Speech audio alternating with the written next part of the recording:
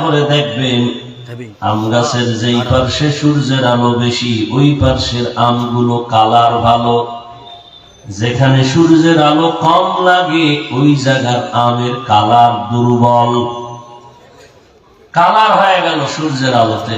এবার আপনার আমের স্বাদের দরকার। রাতের বেলা আম গাছের যেই পাশে চাঁদের আলো বেশি আমে লাগবে ওই আম বেশি মিষ্টি, যেখানে চাঁদের আলো কম লাগবে ওই জায়গার আমগুলো মিষ্টিও কম। এবার পরীক্ষা করবেন সামনে। তাহলে চন্দ্র আর সূর্য তোমার আমার গোলাম, বাতাস আল্লাহ তোমার আমার গোলাম বানিয়ে দিয়েছেন, পানি এটাও সবার জন্য গোলামি করার জন্য দিয়েছেন আল্লাহর কোন এখানে লাভ নাই, লস নাই। পানিও আমার গোলাম, আপনাদের গোলাম। জমিন আপনার আমার গোলাম, সূর্য আপনার আমার গোলামি করে। আল্লাহ অর্ডার দিছে আমার বান্দাদের সুবিধার জন্য সকালবেলা উঠবি, সন্ধ্যাবেলা অস্তমিত যাবি। সূর্য ডিউটি ঠিক মতো পালন করে, কোনোদিন বেয়াদবি করে নাই। করছে? আমরা মানুষ বড় গাদ্দার। আমাদের জন্য কোনোদিন রাগ করে লাথি মারে নাই। আল্লাহ তাআলা সব আপনার আমার গোলামি করার জন্য বানিয়েছেন, আর আপনাকে আমাকে আল্লাহর গোলামির জন্য বানিয়েছেন। আপনার আমার সব প্রয়োজনের সব কিছুই আল্লাহ ব্যবস্থা করেছেন। পানির প্রয়োজন দিয়েছেন ফ্রি, দোকান থেকে পানি কিনবেন এক বোতল আধা লিটার 14, 15, 20 টাকা। আল্লাহর দেওয়া যে পানি ফ্রি পান করলেন, কয় টাকা বিল দিলেন জীবনে বছরে? ফ্রি পান করলেন, কত পানি অপচয় করেন? সূর্যের আলো মানুষ দরিয়া বিদ্যুৎ আবিষ্কার করে, আপনি যে সূর্যের আলো নিলেন কয় টাকা আল্লাহকে বিল দিয়েছেন? আপনার শ্বাস করতে কষ্ট, হসপিটালে চলে গেল, আপনার নাকে পাইপ লাগাইয়া এরপরে অক্সিজেন দিল, 2-4 ঘন্টার অক্সিজেনতে অনেক বিল হয়ে গেল। আল্লাহ বলেন আমার দেওয়া বাতাস তোমার জন্য ফ্রি করে দিলাম, বলো তুমি কয় টাকা বিল দিছো? আল্লাহ বলেন আমি বিল চাই না, এগুলো তোমার আমি ফ্রি দিলাম, আমার কোনো বিলের প্রয়োজন নাই, টাকার প্রয়োজন নাই।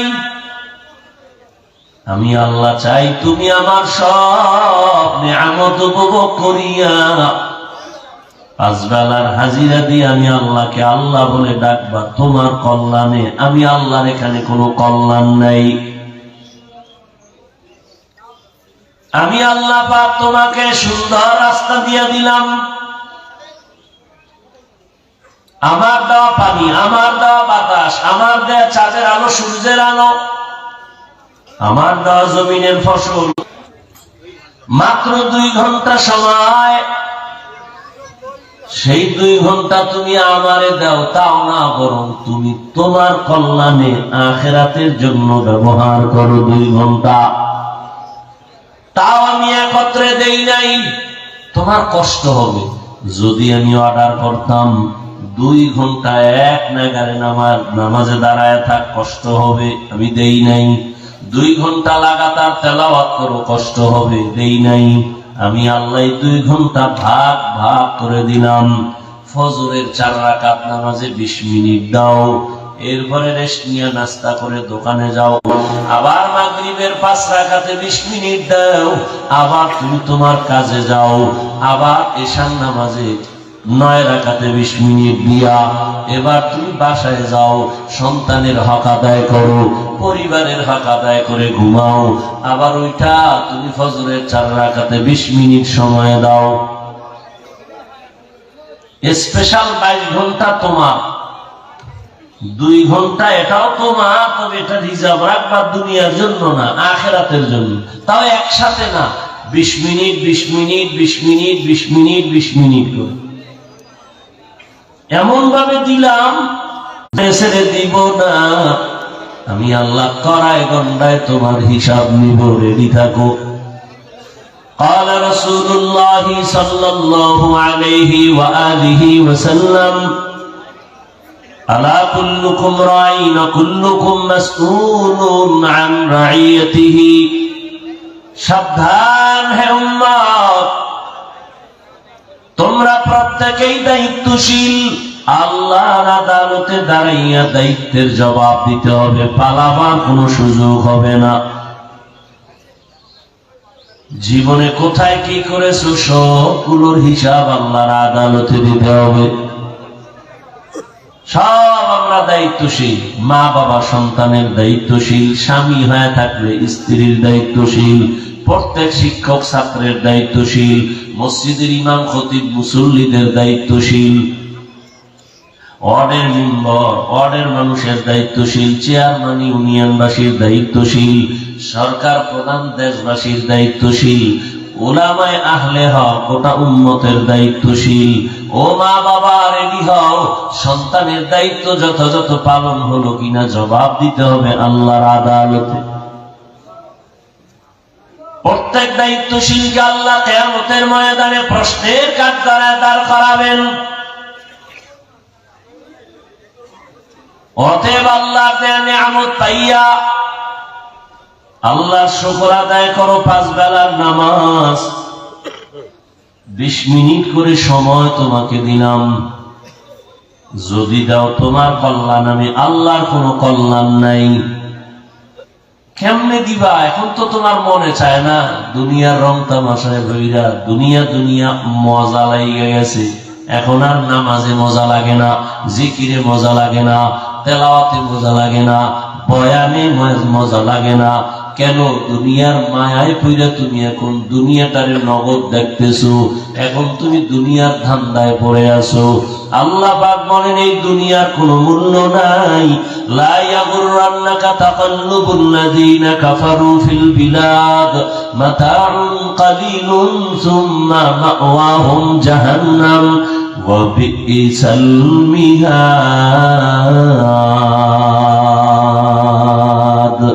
বেঈমান কাফেরদের বানানো গুলশান দেইখা পাগল হইও না, অট্টালিকা দেইখা পাগল হইও না।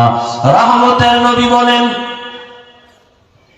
আমি যদি উহুদ পাহাড়ের জন্য দোয়া করতাম, হে মালিক তুমি উহুদ পাহাড়কে স্বর্ণ বানায় দাও, আমার আল্লাহ স্বর্ণ বানায় দিতেন। আমি উল্টা দোয়া করেছি, স্বর্ণ বানানোর দোয়া করি নাই। আমি দোয়া করেছি, হে মালিক তুমি আমারে গরিবী হালাতে রাখিও, গরিবী হালাতে মরণ দিও, কিয়ামতের ময়দানে গরিবদের সাথে আমার হাসর করাইও। নবী দোয়া করতেছেন এবং নবী বলেন, এই গরিব লোকের 500 বছর আগে জান্নাতে যাবে। ধনীদের জান্নাতে যাইতে টাকা কেমনে কামাইছো, কেমনে ব্যয় করছো, হিসাব দিতে দিতে জান থাকবে না। বড় কঠিন হালাত হবে কিয়ামত। দুনিয়াতেই বিপদ। 10 তলা বিল্ডিং উঠাইছে, আরামে খাবে আর ঘুমাবে, দুদক নোটিশ দিয়ে কয় টাকা পাইছো কই, হিসাব দে, ঘুম হারাম। দুনিয়াতেই শান্তি নেই, পরকালে তো আরো কত ভিড়া কপালে নেই না। সত্য না? ছেলেরে দেয় আর বড় পাই নাই, স্বামীও দেয় আবার চুরিও করে। গোপনে গোপনে ম্যাডাম স্বামীর টাকা নিয়ে গুনার রাস্তায় ব্যয় করে, মোবাইলে ব্যয় করে, বান্ধবীদের নিয়ে আড্ডা দেয়। স্বামীর টাকা নিজের মনে করে নাই, এটা মনে করছে দুশ্মন। অথচ মায়ের মনে করা উচিত ছিল, আমার স্বামী যদি মরে যায় সব সম্পদ তো আমার হয়ে যাবে, অতএব আমি আমার সম্পদ কেন খেয়ানত করব। সন্তানেরা বাবার টাকা, এই নিমহারাম সন্তানগুলো এত বড় বেয়াদব, বুঝলো না যে বাবার সম্পদ আমার, আমি চুরি করি কেন, করলে তো আমার সম্পদের বরকত আমি নষ্ট করতেছি। বাবায় যদি কোটি কোটি টাকা কামাই করে আর এই কামাইয়ের থেকে স্ত্রী যদি খেয়ালত করে, গরিবী হালাতে বাঁচাইও, গরিবদের সাথে হাসরের মাঠে উঠাইও। গরিবেরা বড় লোকের 500 বছর আগে জান্নাতে যাবে। কোন গরিব? আপনার এলাকার গাঁজাখোর বহু গরিব আছে, ও চেহারা বান্দরের মতো গাঁজা খাইয়া বানায় ফেলেছে। ও নামাজ নাই, রোজা নাই, তেলাওয়াত নাই, হালাল হারামের কোনো কিচ্ছু নাই, পশ্চিম চিনে না, পূর্ব দিক চিনে না, এই গরিব। বেলালের মতো গরিব, তলহা রাদিয়াল্লাহু তাআলা আনহুর মতো গরিব, এত গরিব ঘরের মধ্যে খানা নাই, স্বামী আর স্ত্রী মিলিয়া এক কাপড় পরিয়া তারা চলে। মসজিদে যায় নামাজ পড়তে, সালাম ফিরানো মাত্র দৌড়ায় ঘরে আসেন, আইসা ওই কাপড়টা স্ত্রীকে দেয়, ওই কাপড় পরে আবার স্ত্রী নামাজ পড়ে। কেমন জিন্দেগি! আর আমনেরে আল্লাহ 3 বেলা খাওয়া, কিস্তি আনে, লোন, টাকা উঠায় লোনে, শেষ পর্যন্ত একটা হারাম খোর শান্তিতে নেই।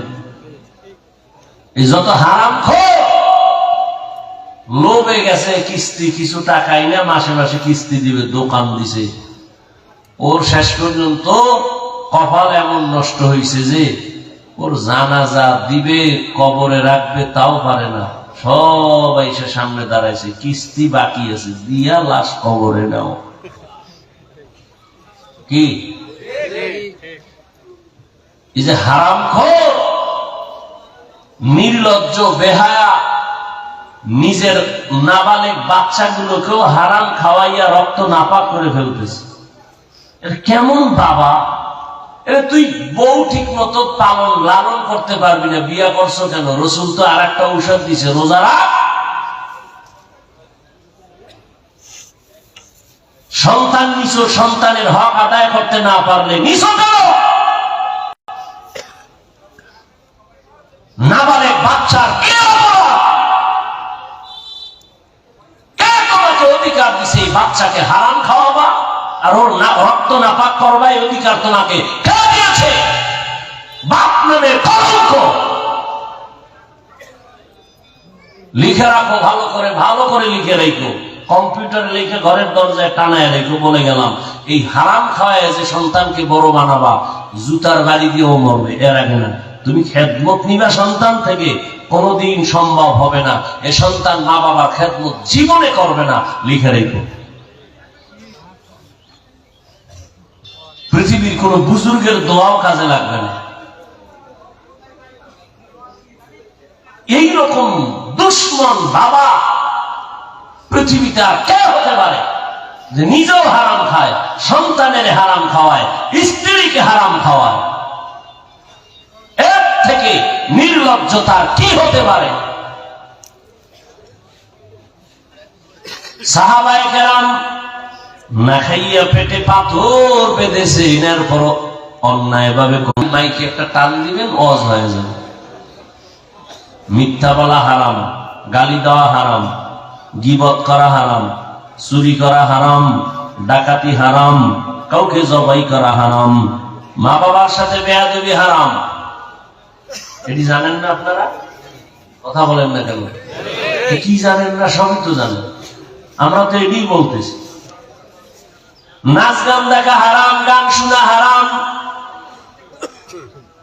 অন্যের হক নষ্ট করা হারাম, বনের বাবার খেদমত করা ফরজ। এগুলি আপনারা কি জানেন না? সবই তো জানেন, কিন্তু কি লাভ হবে? আবার এর উপরে আবার বয়ান চলে, দাওয়াত ও তাবলীগওয়ালাদের বয়ান, পীর মাশায়েখের বয়ান, জুমার দিন খতিব সাহেবদের বয়ান, আমাদের বক্তাদের বয়ান। এরপরেও তো আমলের খাতা বড় শূন্য। যেখানে এত মানুষ আপনারা আছেন, কি শুনি, কিন্তু আমার বড় ভয় লাগে। আপনারা আসছেন, ফজর পড়েন নাই, জোহরের নামাজটাও পড়েন নাই, বয়ান শুনতেছেন, আসরের আযান হবে তাও পড়বেন কিনা বলা যায় না। তাহলে এত মানুষ লাভ কি?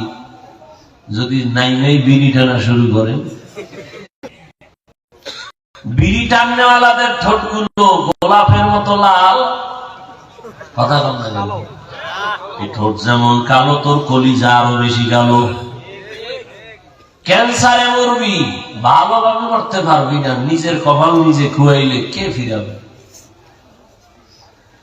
বেয়াদবি মাফ করবেন, আমি আপনাদের কল্যাণের জন্য লাইনের যুবক, জেনারেল লাইনের মানুষ, 5 বেলার নামাজ পড়ে চাকরি করে, ব্যবসা করে, সত্য কথা বলেন, আসেনি?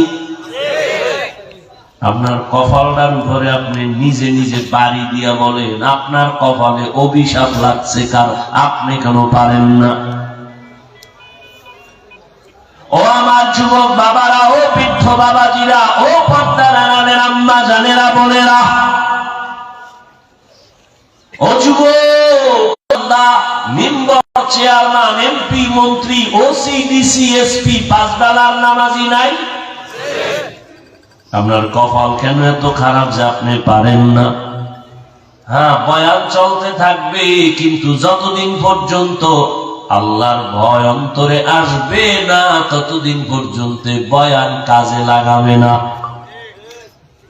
সবাই জানে মিথ্যা বলা হারামের পর করে, গালি দেওয়া হারাম তারপরও গালি দেয়, অন্যের হক নষ্ট করা হারাম তারপরও করে, জানে জুলুম হইতেছে এরপরও করে। এর একমাত্র কারণ আল্লাহর ভয়, তাকওয়া যতদিন পর্যন্ত অন্তরে আসবে না ততক্ষণ পর্যন্ত কোনো বয়ান কাজে লাগবে না। আমি হাফিজুর রহমান কেন, মক্কা মদিনার ইমাম কেন, স্বয়ং রাসূল যদি বয়ান করে ওর কপালে কালেমা আসবে না। কপাল পড়ে গেছে। যেই নবীকে এক নজর দেখলে পেটের ক্ষুধা থাকে না, কেমন মায়ার নবী। যেই রহমতের নবীরে নজর দিয়া তাকাইয়া দেখলে জাহান্নামের আগুন হারাম। আম্মা জান আয়েশা রাদিয়াল্লাহু আনহা বলেন, রহমতের নবীর শরীর মোবারকের ঘাম আমি বোতলে ভরে রাখতাম, আর বড় বড় অনুষ্ঠানে নবীর ঘাম মেশক আর আতর হিসেবে ব্যবহার করতাম। কেমন বেঈমান যে নবী, এত দামি নবীরে একদিন আর 2 দিন না 13 বছর দেখলো, বয়ান শুনলো, এরপরেও কালেমা পড়লো না। কত বড় নিকৃষ্ট বেঈমান আবু জাহাল। আবার অন্যদিকে 27 বছরের একটা যুবক তরবারি হাতে নিয়ে দৌড়ায় আমার নবীকে জবাই করবে। কয় বছরের যুবক? 27 বছরের যুবক তরবারি নিয়ে দৌড়ায় আমার নবীরে জবাই করার জন্য। রহমতের নবীর চেহারা দেখানোর পর ওই যুবক তরবারি ফালায় বলে, ও মায়ার নবী, আমাকে কালেমাওয়ালা মুসলমান বানায় দেয়। এর নাম কফাল। 13 বছর দেখলো, বয়ান শুনলো, কালেমা পড়ে না, আর জবাই করতে গিয়া কালেমাওয়ালা হয়ে গেল। এই বান্দার নাম জানেননি? কে? কে? ওমরের মতো বান্দা। 27 বছরের যুবক কালেমা পড়িয়া তরবারি হাতে নিয়ে দাঁড়ায় গেল।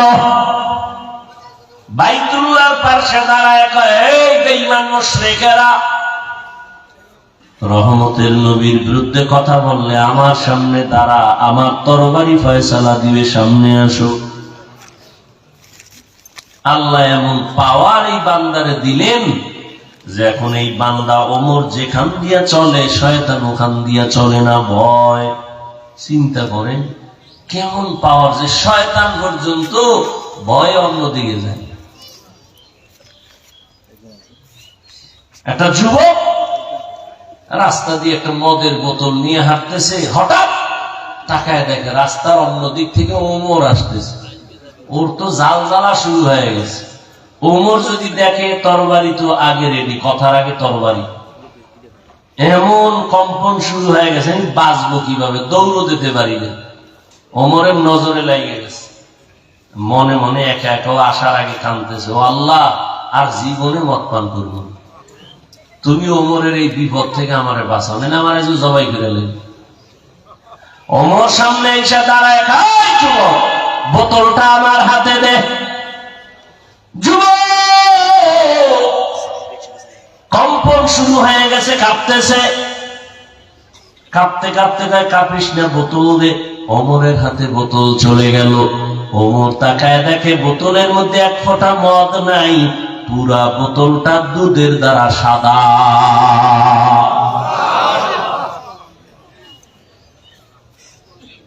কেমন যুবক, আর তোমরা কেমন যুবক? ও আমার যুবক বাবারা, তোমার মতো যুবক স্কুলে পড়ে, কলেজে পড়ে, চাকরি করে, ব্যবসা করে, 5 বেলার নামাজি, সত্য বলো আসেনি? তুমি কেন পারবা না রে বাবা? আসলে আল্লাহর ভয় তোমার অন্তরে আসে নাই। যতদিন পর্যন্ত আল্লাহর আযাবের ভয় আসবে না, ততক্ষণ পর্যন্ত তুমি আল্লাহর হুকুম মানবা না। আর এটাও লেখা রাখবা, আল্লাহর ভয়ের নাম তাকওয়া। আর এই তাকওয়া অর্জন করার এক ঠিকানা কুনু মা'আস সাদিকিন। আল্লাহর প্রিয় বান্দাই জমিনে আছে, এদের বন্ধু হও। এরা আউলিয়া, এরা ওলি, এরা আল্লাহর প্রিয় বান্দা। ওলি আউলিয়াদের নজর লাগাও। তাদের নজর যদি লাগাও, তোমার ভেতরে তাকওয়া চলে আসবে। একটা সন্তান মা বাবাকে ভয় করে, তার প্রমাণ মা বাবার সামনে অন্যায় করে না। একটা ছাত্র শিক্ষকের ভয় করে, প্রমাণ তার সামনে অন্যায় করে না। কেন? শাস্তির ভয়। আমি যদি আপনাদের জিজ্ঞাসা করি, আপনারা কারা কারা আল্লাহকে ভয় করেন? এখানে সবাই হাত উঁচু করে বলবে সবাই আমরা ভয় করি। অথচ এখানে বহু নামাজ পড়ে না এমন বান্দাও বলবে ভয় করি। অনেক আছে বেপরদায় চলে, বলবে ভয় করি। হারাম খায়, বলবে ভয় করি। আসলে ভয় আপনার মধ্যে নাই। যদি ভয় থাকতো, জীবনে আপনি হারাম খাইতে পারতেন না। আল্লাহর আযাবের ভয় থাকলে কোনদিন আপনি তো আল্লাহর বিরোধিতা করতে পারতেন না। একটা সন্তান মা বাবাকে ভয় করে বিদায় মা বাবার সামনে অন্যায় করে না। একটা ছাত্র শিক্ষকের ভয় করার কারণেই তো অন্যায় করে না। ঠিক যেই বান্দা আমার আল্লাহকে আসলেই ভয় করবে, ওই বান্দা গলায় ছুরি লাগাবে, দাড়ির মধ্যে কোনোদিন অস্ত্র লাগাবে না। মরিয়া গেল, দাড়ির মধ্যে অস্ত্র লাগাবে না। যারা দাড়ি পুরা কাটে আর পুরা কিছু ছাঁটে, দোনো দলের কবিরা গুনাহ সমান, একটু কম বেশি নেই। তো গুনাহটা কেমন? 24টা ঘন্টা সেকেন্ডে সেকেন্ডে সেকেন্ডে অল টাইম ও ঘুমায় থাকলেও গুনাহ। ও বাইতুল্লাহ গিলাফ ধরছে, লাব্বাইক লাব্বাইক বলতেছে, কিন্তু দাড়ি কামানের গুনাহ লেখা বন্ধ নাই। দাড়ি কামানোর দ্বারা বান্দা তোমার পরকালের ভিডাভিডি যা আছে, দুনিয়ায় নগদ তোমার শাস্তি, যৌবন থাকবে না। দাড়ি কামানের প্রবণতা যেদিন থেকে বাড়ছে, সেদিন থেকে হারবাল কোম্পানিও বাড়ছে। ওপেন চ্যালেঞ্জ, এখন আর লজ্জা শরম সব শেষ হয়ে গেছে। ১৫০০ বছর আগে রহমতের নবী বলে গেছেন, লা ঈমানা লিমান লা হায়া আলা। যাদের লজ্জা নাই ওদের ঈমান নাই। ১৫০০ বছর আগে নবী বলে গেছেন। আজকে আমাদের মোবাইল দিয়েছে না, সারা রাত ছেলে মোবাইলের স্ক্রিনে নজর দিয়া গুনাহ করে, মেয়েটাও মোবাইলের নজরে স্ক্রিনে নজর দেয়া সারা রাত গুনাহ। স্বামী স্ত্রী মোবাইল দিয়া সারা রাত গুনাহের প্র্যাকটিস করে, চেহারা দেখে, বেগানা দেখে, চেহারা নষ্ট, চেহারার মধ্যে কোনো নূর নাই, কোনো আলো নাই, উজ্জ্বলতা নাই। শুধু কি তাই, এই মোবাইল দেখতে দেখতে তোমার কিডনি দুর্বল হচ্ছে খবর নাই, হার্ট দুর্বল খবর নাই, মেধা দুর্বল খবর নাই, চোখের পাওয়ার কমতেছে খবর নাই, কানের পাওয়ার কমতেছে খবর নাই, তোমার জীবনটা একেবারে নষ্ট হচ্ছে খবর নাই, চরিত্র ধ্বংস হয়ে গেল খবর নাই, তোমার লেখাপড়া ধ্বংস খবর নাই, তোমার চাকরির মধ্যে ভেজাল লাগছে, মোবাইল কইরা তোমার জীবন শেষ, যৌবন শেষ, লেখাপড়া শেষ, তুমিও শেষ। খালি রুহুটা আছে, আজরাইল রুহু নিয়ে গেলে তুমিও শেষ, আর কিচ্ছু নেই তোমার মধ্যে। আমাদের বরিশালের এলাকায় কাঠ দিয়ে ঘর বানায়, কাঠ খাইয়া ফেলা এক ধরনের পোকা আছে, জানেননি আপনারা? কি কয় এই এলাকায়? কি পোকা? না না, ওই পোকা না, গুণ পোকা। হ্যাঁ, আমাদের কয় ঘনের পোকা। তো ওই কাকটার ভিতর সব শেষ করে দেয়, উপর দিয়ে ফিটফাট। বুঝেন নাই? তাহলে মোবাইলের গোলামেরা উপর দিয়ে যা আছে ভিতরে কিচ্ছু নাই। এখন হসপিটালে যাও, তুমি এখন পরীক্ষা করো, গত বছরের তুলনায় কিডনির পার্সেন্ট কমতেছে। যাও খবর নাও, চেক আপ করো, তোমার চোখের পাওয়ার গত বছরের তুলনায় অনেক পার্সেন্ট কমে গেছে। মাথা ব্যথা বেড়ে গেছে, বুকে ব্যথা বেড়ে গেছে। মরে কেন? কি রোগে? কি বলেন না কেন? স্ট্রোক করে না? হ্যাঁ, নতুন এক রোগ আসছে, স্ট্রোক করে। হঠাৎ সুস্থ মানুষ হঠাৎ নেই, কারণ বুকে ব্যথা, ধরো, সবাই ধরে দেয় নাই। এই মোবাইল আরো চালাও, চালাইতে থাকো, কে বাধা দিবে? জিব্রাইলে বাধা দিলেও তো বলবে তোমার সাথে কথা হবে কিয়ামত, এখন যাও। চালাও, টের বাবা, অল্প দিন পরেই টের বাবা কত ধানে কত চাল। কত বাবা কানতেছে, মাইয়া বলায় কথা শুনে না। মোবাইল দাও, এবার লাথি মারবে, অপেক্ষা থাকো।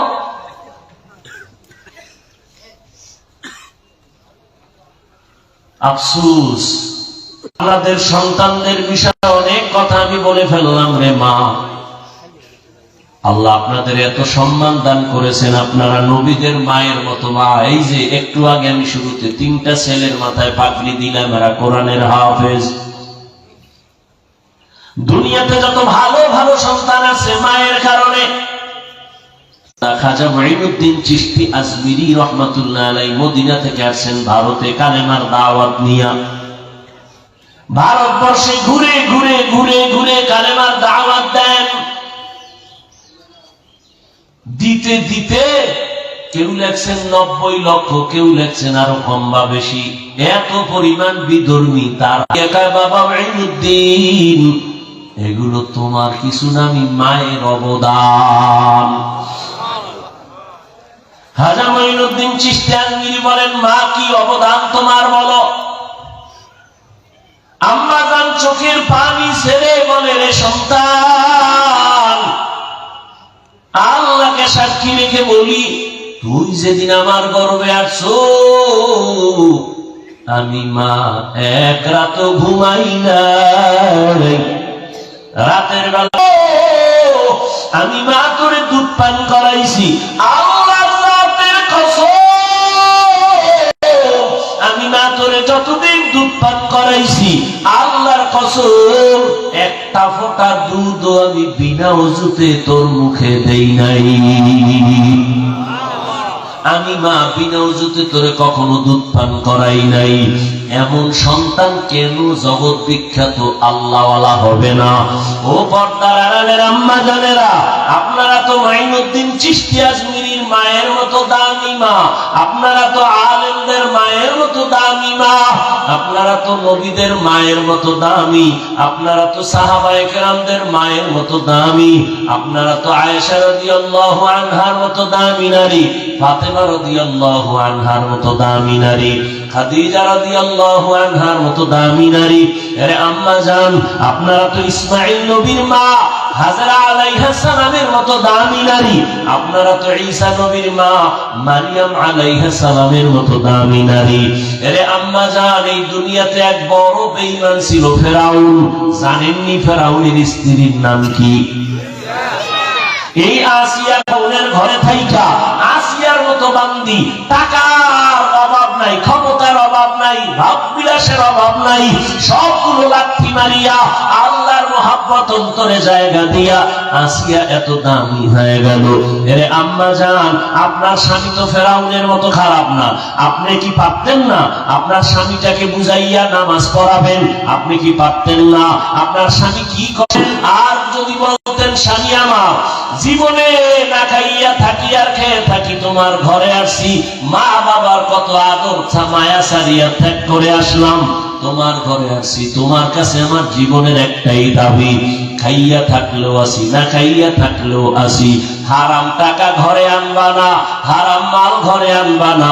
হারাম খাইয়া আমাদের রক্ত নাপাক করব না, আমাদের সন্তানদের রক্ত নাপাক করতে দিব না।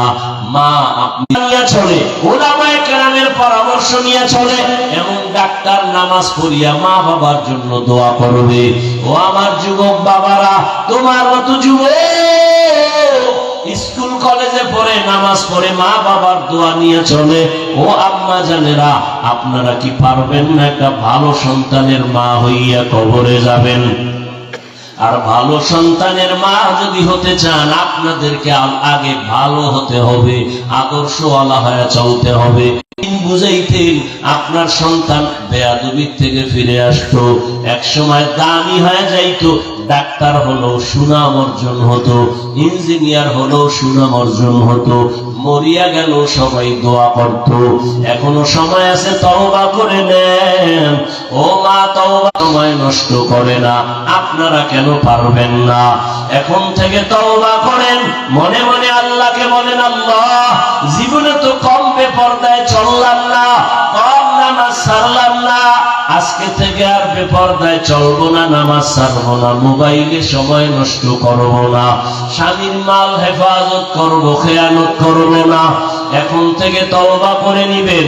ও আমার যুবক গেলাম, জীবনে তো কম নামাজ ছাড়ি নাই, কম দাড়ি কাটি নাই, কম বেপরদায় চলি নাই, মনে যা চাইছে তাই করেছি, আর না, এখন থেকে আর নামাজ ছাড়বো না, আর দাড়ি কাটবো না, বেপরদায় চলবো না, মা বাবার সাথে বেয়াদবি করবো না, শিক্ষকের দোয়া নিয়া, উলামায়ে কেরামের পরামর্শ নিয়া, নবীজির তরিকা মেনে চলবো। তওবা করার মতো যদি অন্তর তৈরি হয়, মুনাফিকি যদি অন্তরে না থাকে, যাদের অন্তর তৈরি আছে, আর নামাজ ছাড়বেন না, আর বেপরদায় চলবেন না, আর কোনদিন দাড়ি কাটবেন না, আর মা বাবার বরদোয়া নিবেন না, শিক্ষকের সাথে বেয়াদবি করে বরদোয়া নিবেন না, উলামায়ে কেরামের পরামর্শ নিয়ে নবীর তরিকায় জীবন চালাবেন। যদি তওবা করার নিয়ত কারো হয়, মুনাফিকি আর দুর্বলতা যদি অন্তরে না থাকে, খাঁটি তওবার নিয়ত যাদের আছে, দুটো হাত আমার আল্লাহকে দেখাইয়া দেন। আয় আল্লাহ, সবার হাত কবুল করে নেন, তওবা কবুল করে নেন, তওবার উপরে মজবুত হইয়া চলার মতো তৌফিক দান করেন, আমিন। কি তওবা ঠিক আছে তো সবার? যুবক বাবারা, নামাজ লাগবে নি? কথা বলেন না, মাঝে মাঝে না প্রতিদিন? ছেড়ে দেওয়ার অনুমতি আছে? না বলার পরে যদি নামাজ ছেড়ে দাও, শাস্তি কিন্তু কঠিন হবে। তৈরি হয় যে আল্লাহ সবাইকে কবুল করে।